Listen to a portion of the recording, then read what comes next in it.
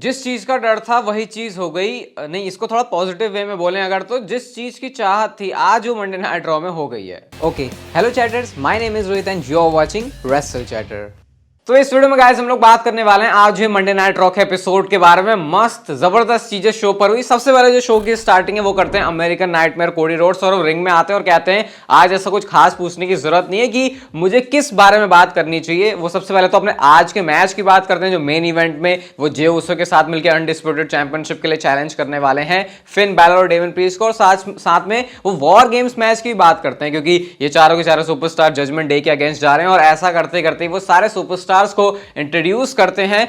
जे उसो आते हैं, Sami Zayn आते हैं, सेथ रॉलिंस आते हैं, तीनों के तीनों रिंग में होते हैं। और ये आगे कोडी रोड्स बोलते हैं कि हम तीनों इस समय रिंग में हैं, इसके पीछे सिर्फ एक रीजन है और वो है जजमेंट डे, क्योंकि जजमेंट डे ने हम चारों बंदों के लिए जो ट्रबल है उसको क्रिएट किया है। लेकिन उसके बाद सेथ रॉलिंस और कोडी रोड्स एक दूसरे के आमने सामने आ जाते हैं। मतलब जिसमें आपको बताया नहीं था कि इनके बीच में डिफरेंसेस बहुत ज्यादा हैं, तो उस चीज को स्टोरी लाइन में भी डब्ल्यूडब्ल्यू यूज कर रही है। अभी आमने सामने आते हैं तभी थीम सॉन्ग प्ले हो जाता है पूरी जजमेंट डे का। जजमेंट डे बाहर निकल के आती है, रिया रिप्ली नहीं आती। इसके बाद फिन बैलर कहते हैं तुम खुद अपने आप को देखो भाई, तुम खुद आंखों से आंख नहीं मिला पा रहे, एक दूसरे के साथ सेम पेज पर नहीं हो, तुम हमको हराने की बात करते हो। और उसके बाद जजमेंट डे ने जो शॉट्स लेने शुरू किए हैं, डेमन प्रीस्ट कहते हैं हम फैमिली हैं, तुम रियलाइज भी नहीं कर रहे कि तुम किस चीज के अगेंस्ट जा रहे हो। इसके बाद जो सेथ रॉलिंस और कोडी रोड्स है इनके ऊपर भी जो तंज है उसको कसा गया। यहां पे सेथ रॉलिंस के बारे में बोला जाता है कि भैया तुम चैंपियन हो लेकिन तुम कोडी रोड्स के सामने खड़े हो, और वो कोडी रोड्स जिसको तूने कभी हराया नहीं है। कोडी रोड्स के बारे में बोला जाता है कि भाई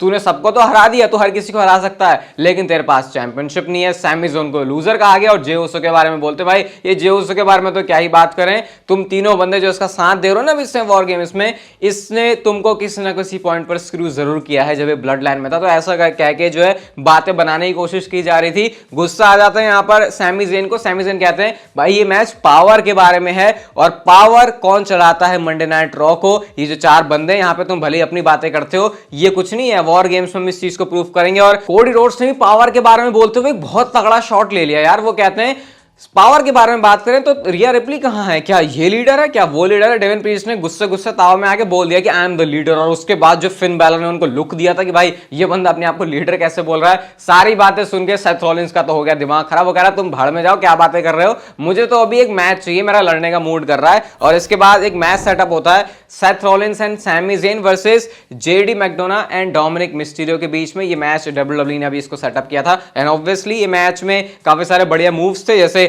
दोनों ने बाहर एक आउटसाइड डाइव लगाई। सेथ रॉलिंस जब स्टॉर्म के लिए प्रिपेयर कर रहे होते हैं तो जो बाकी जजमेंट डे के मेंबर्स है वो निकल के आ जाते हैं यहाँ पे, तो उसकी वजह से उनको हेल्प हुई। इसके बाद ब्रॉल हो गई पूरी तगड़े वाली, मैच का कोई रिजल्ट नहीं निकला। और इसके बाद एडम पियर्स आते हैं माइक पे, कहते हैं तुम्हारा बहुत हो गया भाई, अब आज शो पर भाई तुम इस रिंग साइड से छोड़ो, तुम बिल्डिंग से ही पूरे बैन होने वाला है। ऐसा करके उन्होंने बोल दिया कि भाई तुम नहीं आ सकते यहाँ पे, मुझे अपने मेन इवेंट को प्रोटेक्ट करके रखना है। और एडम पियर्स का यार रोल सच में देख के बहुत अच्छा लग रहा है। रिया रिप्ली को भी उन्होंने कन्फ्रंट कर दिया। वो उनको बोलते हैं कि तुमको लगता है तुम मंडे नाइट रॉ चलाते हो, मैं शो को चलाता हूं। एडम पियर्स ने ऐसा बोला, और इस पर क्राउड ने उनको रिएक्शन भी बहुत तगड़ा वाला दिया। सोचो सिर्फ एक अथॉरिटी फिगर में होके इस चीज को कर पाना इतना आसान नहीं होता, और उस चीज को करके दिखा रहा है एडम पियर्स, वो देख के बहुत ज्यादा अच्छा लगा है। इसके बाद जोई स्टार्क आती है रिया रिप्ली के सामने, और यहाँ पे इनके बीच में बैक एंड फोर्थ बातें होती है। रिया रिप्ली ने उनको अप्रिशिएट जरूर किया, लेकिन वो ये भी बताते हैं कि तुम चैंपियनशिप तो नहीं ले सकती मुझसे। जोई स्टार्क कहते हैं मैं ले लूंगी, और रिया रिप्ली अटैक करने जाती है जोई स्टार्क के ऊपर, लेकिन जोई स्टार्क ने डक करके रिया रिप्ली को ही बाहर कर दिया। तो सर्वाइवर सीरीज में बिल्ड ऐसे बना रहे हैं कि जोई स्टार्क के पास एक चांस है कि वो रिया रिप्ली को उनकी चैंपियनशिप के लिए हरा सकती हैं। नाकामुरा का फिर से एक वीडियो पैकेज होता है। इस वीडियो पैकेज में नाकामुरा फिर से किसी के लिए वेट कर रहे हैं। ये हमेशा एक ऐसा बेट बन के काम कर रहा है मंडे नाइट रॉ में कि सारे फैंस सिर्फ स्पेकुलेट या अज्यूम करते हैं कि कब वो होने वाला है।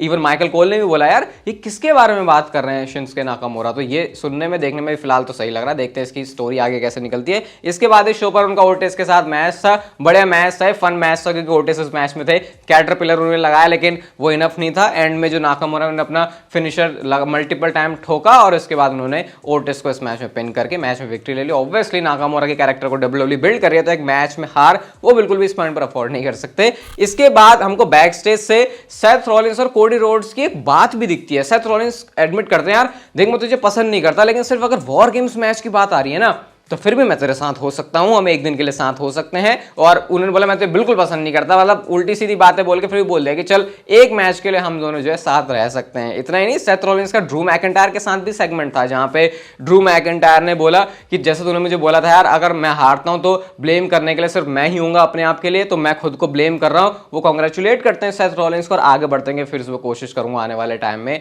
और टाइटल के लिए फिर से चेज करूंगा। तो ड्रू मैकिंटायर का मामला फिलहाल तो स्टेबल लग रहा था, लेकिन ये सिर्फ फिलहाल के लिए था। इसके बाद गए शो पर टीगन नॉक्स पाइपर नेवन का मैच था। Chelsea Green Natalya ring side पर होती हैं, लेकिन स्टिल टीगन नॉक्स ने इस मैच में पिन कर दिया पाइपर नेवन को, जो कि दिखाया जा रहा है कि एक बहुत बड़ी विक्ट्री है। बाकी इसके बारे में ज्यादा टाइम वेस्ट हम लोग करेंगे नहीं। लुडविग काइजर और थॉमस चांपा का भी मैच था। विंची ने रिंग साइड पर गार्गानो को किक मार दी, इसकी वजह से लुडविग काइजर को फायदा मिल गया और वो मैच जीत गए। लेकिन बाद में गुंथर ने इसके बारे में बड़ी इंटरेस्टिंग बात बोली थी, उसके बारे में थोड़ी देर में बात करेंगे। बट नेक्स्ट हमको एक बैक स्टेज से बहुत ही सीरियस डिस्कशन, जैसे मीटिंग में होता ना वैसा डिस्कशन था। सबसे पहले रिया रिप्ली बोलती है, भाई डेमियन तुमने अपने आप को लीडर बोल दिया, ये क्या चल रहा है, मतलब इनडायरेक्टली वैसा शॉट्स ले रही होती हैं। तो थोड़ा सा डेमियन प्रीस्ट ने बोला यार मैं भावना में बह गया, हमको पता है कि चीजें कैसे होती हैं। वॉर गेम्स का इंचार्ज बना दिया गया है डेमियन प्रीस्ट को कि भाई तुम सारी गतिविधियों को देखोगे, कैसे क्या करना है, सब कुछ करना है। और जेडी मैकडोना को भी फुल टाइम मेंबर बनाने की बात होती है और डेमियन प्रीस्ट खुद कहते हैं कि मैं जाके बनाऊंगा जेडी मैकडोना को। इसके बाद जेडी मैकडोना को एक जैकेट भी थमाते और कहते हैं कि वॉर गेम्स में हमें साथ की जरूरत है, तुमने अच्छा काम भी किया। और यहाँ पे फाइनली दोस्ती यारी डेमियन प्रीस्ट और जेडी मैकडोना की हो चुकी है। इसके बाद फिन बैलर भी यहाँ पे आते हैं और welcome to the Judgment Day जब उन्होंने बोला तो वो देख के ऐसा जेडी मैकडोना के लिए भी खुशी हुई कि चलो भाई इस बंदे को भी स्पॉट मिल रहा है। ऑब्वियसली वॉर गेम्स में इतना बड़ा रोल प्ले करना तो उनको स्पॉट मिलना बनता भी था। इसके बाद ज़ाया अली वर्सेस इंडी हार्टवेल के बीच मैच था। मैच में ऐसा ठोका उन्होंने इंडी हार्टवेल को कि इंडी हार्टवेल मैच में कंपीट ही नहीं कर सकती। बैकी लिंच आती है, वो कहते हैं मेरे को इधर से फाइट करनी है। ज़ाया अली वहां से भाग लेती है और नेक्स्ट वीक के लिए बैकी लिंच और ज़ाया अली का WWE मैच करवा रही है। बैकी लिंच की बुकिंग देख के थोड़ा सा ऐसा लग रहा है कि शायद उनको बेटर स्पॉट पर डालना चाहिए, लेकिन आई थिंक नए टैलेंट्स को अगर बनाना है तो ये भी WWE की या ट्रिपल एच की अच्छी स्ट्रैटेजी है। इसके बाद मिज और गुंथर का भी बैक स्टेज से सेगमेंट था जहां पे गुंथर बोल रहे हैं अरे भाई तेरा फन अब सारा एंड होता है, देख तो किसके सामने आ रहा है। मिज कहता है तो चुपचाप से मेरे बस आज का मैच देख ले, उसके बाद बोलना कि सर्वाइवर सीरीज में इंटरकॉन्टिनेंटल चैंपियनशिप के मैच में क्या होगा। मिज का आयवार के साथ मैच था, हार्ड हिटिंग मैच था। डेफिनेटली रिसेंट में जो हमने मैचेस देखे हैं मिज के, उसमें देख के लग रहा है भाई कि रेसलिंग की तरफ भी उनका फोकस जो है वो ज्यादा जा रहा है, क्योंकि ऑब्वियसली गुंथर के साथ उनको स्टेप अप करना है तो फिर अपना गेम भी अप करना पड़ेगा। मिज की जो यस किक्स हैं वो भी थी, क्लोज लाइन उन्होंने मारी, आयवार को बाहर कर दिया, वो भी काफी अच्छा मूवमेंट लगा। लेकिन ब्रॉन्सन रीड के डिस्ट्रैक्शन की वजह से मिज ने पावर बॉम्ब करके रोप्स का सहारा लेके, क्योंकि मिज तो भाई मिज ही है, पिन कर दिया इस मैच में आयवार को और वो ये वाला मैच जीत चुके हैं। ब्रॉन्सन रीड ने इसके बाद अपना सुनामी फिनिशर भी ठोका आयवार के ऊपर। एक बहुत मस्त और बढ़िया फ्यूड हो सकती थी, सही बताऊं, आयवार और ब्रॉन्सन रीड की, जो कि WWE करेगी भी, लेकिन हो सकती थी इसलिए बोल रहा हूं क्योंकि आयवार का कैरेक्टर पिछले कुछ महीनों में ऐसा बिल्ड किया नहीं है। तो अगर वैसे बिल्ड करके चलते तो ये और नेक्स्ट लेवल का होता। बट यस, इनके मैचेस देखने में तो बहुत ज्यादा मजा आएगा।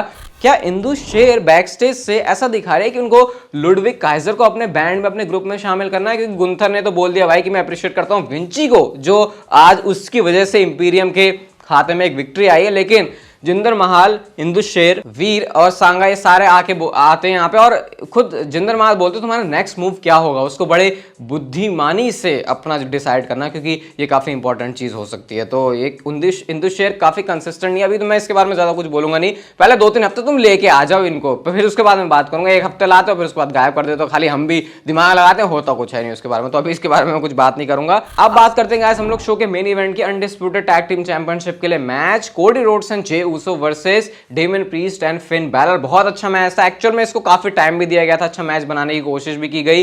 जे ऊसो के वही सुपर किक वाले मूव, उनके स्प्लैश, साथ में कोडी रोड्स के जो भी सारे सीक्वेंस होते, सब कुछ बहुत इस मैच में बढ़िया चल रहा था। एक मूवमेंट आता है, कोडी भी लगाया इस मैच में, कोडी यानी कि वो वनडी नहीं, वो कोडी जो कटर और बिल्कुल उसका मिक्सचर करके लगता है, तो वो लगाने के बाद भी देखा कि मैच का रिजल्ट अभी निकला नहीं है। डेमियन प्रीस्ट ने साउथ ऑफ हेवन भी मारा, जे ऊसो ने बाहर की तरफ डाइव भी लगाई और जे ऊसो इंतजार कर ही रहे होते हैं वहां पे अंदर जाने का। तभी ड्रू मैकिंटायर वहां से निकल के आते हैं और ड्रू मैकिंटायर के चेहरे पर नजर आ रहा था कि आज इस बंदे की जो इंटेंशंस हैं वो कुछ और ही हैं। उन्होंने क्लेमोर किक मारी, जे ऊसो को रिंग में भेजा, फिन बैलर ने पिन किया और सक्सेसफुली अपनी जो चैंपियनशिप्स है उसको रिटेन कर लिया इस मैच में जजमेंट डे ने। और ये चीज देख के सारे लोग हक्के बक्के हैं। और जब ड्रू मैकिंटायर वहां से जा रहे होते हैं तो माइकल कोल कमेंट्री पर बोल रहे होते हैं। ऑब्वियसली ये तो होना ही था कि क्योंकि ड्रू मैकिंटायर को बहुत बार स्क्रू किया जे उसो ने, तो आज ड्रू मैकिंटायर ने वो चीज करी, लेकिन वो कुछ और ही मामला था। ड्रू मैकिंटायर, ये मुझे वक्त भी अच्छा लगा माइकल कोल का कि उन्होंने ऐसे जाके बोला, और उसके बाद जब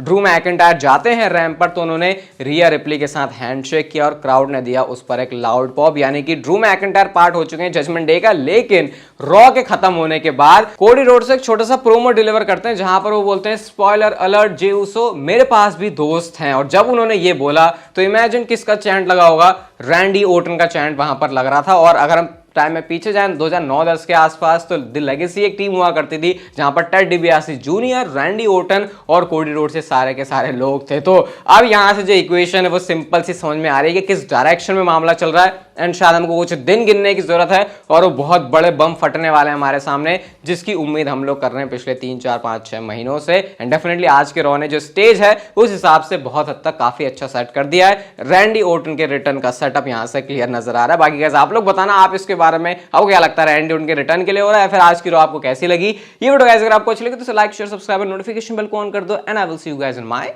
नेक्स्ट वीडियो।